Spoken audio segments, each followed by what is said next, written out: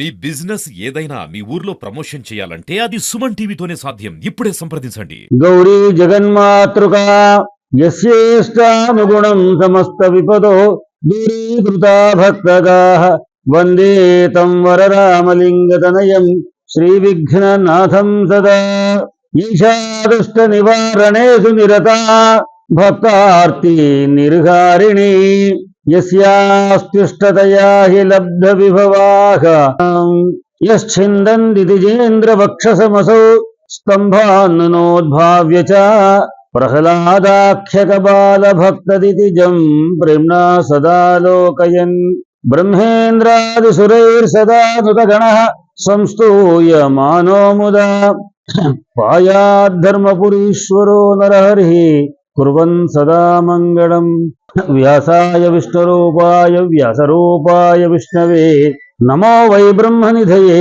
वासिष्ठाय नमो नमः मातृपितृगणाभ्यां नमः श्री गुरुभ्यो नमः श्री लक्ष्मी नरसिंह परब्रह्मणे नमः। हे भगवान ఈనాటి ధనుర్మాస విశిష్ట సేవాంతర్గతంగా ధనుర్మాస భాగంలో ఈ అవతారే కార్యక్రమంలో ధనుర్మాసం యొక్క వైశిష్ట్యం ఏమిటి అనే విషయాన్ని కాపింజల సంహిత అనబడేటువంటి గ్రంథంలో చెప్పబడ్డ విషయాన్ని కొద్ది భాగాన్ని ఈ అవతారేలో కార్యక్రమాన్ని ముందు ఉంచుతున్నాను.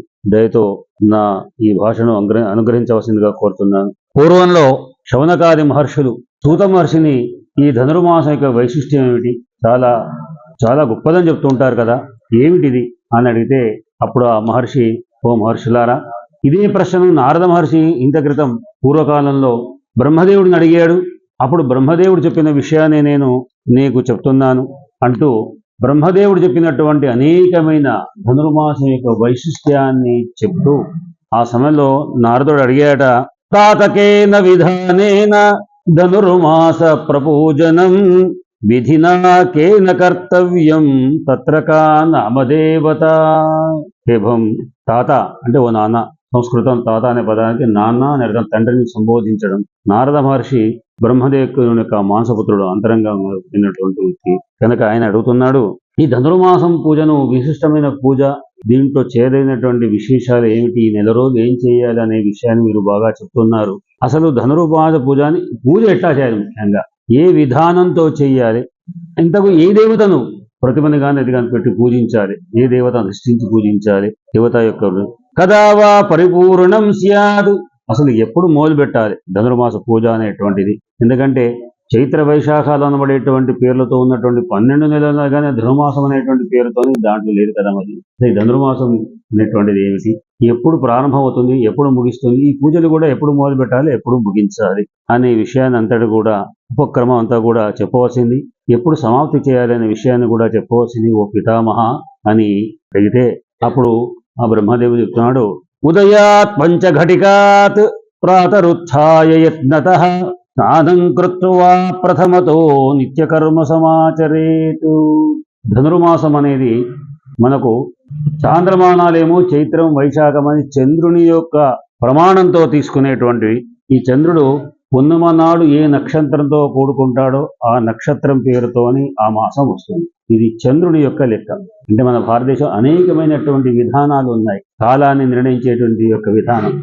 దాంట్లో చాంద్రమానం మన దగ్గర ఈ తెలుగునాట ప్రసిద్ధమైనటువంటి పున్నమ నాడు చిత్రా నక్షత్రం చైత్రమాసం, అదేవిధంగా విశాఖతో కూడా వైశాఖం, జ్యేష్ఠతో కూడా జ్యేష్ఠమాసం అనే విధంగా ఉత్తరాషాఢ పూర్వాషాఢగా ఉంటే ఆషాఢ మాసం, ఈ ప్రకారంగా పేర్లతోనే వస్తుంటాయి.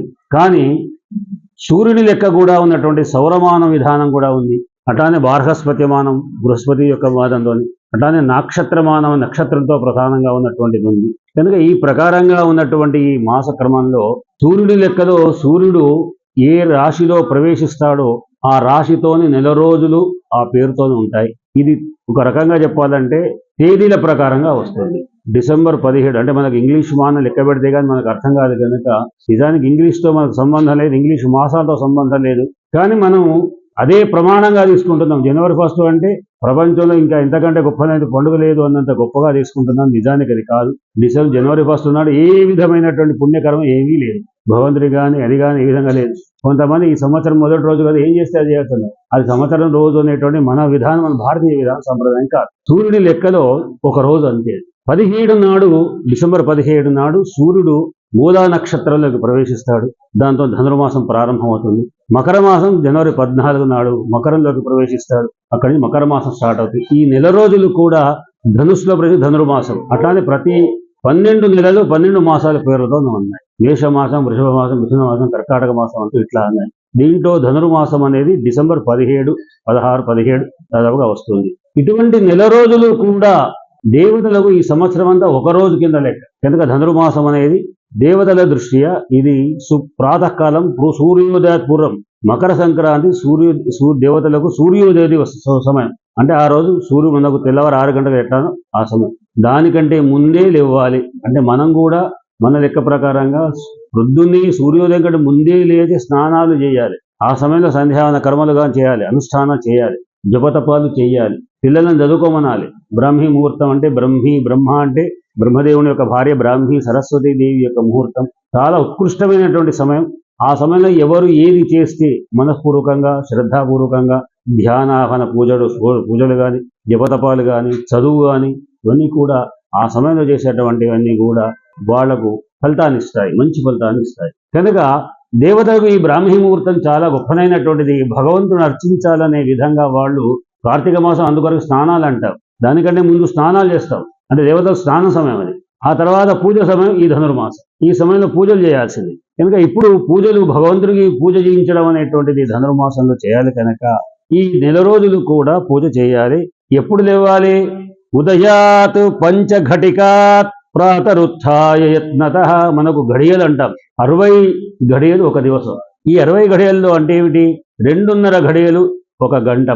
మన సమయం ప్రకారం గంట అంటే ఏమిటి? 2:30 ఘడియలు. 5 ఘడియల ముందు లేవాలి. అంటే సూర్యోదయం కంటే ముందు 2 గంటల ముందు లేవాలి. లేచి అప్పుడు స్నానాలు చేసుకోవాలి. ప్రాతకాలం ముందు శ్రద్ధాపూర్వకంగా భగవంతుని అర్చించడానికి ప్రారంభం చేయాలి.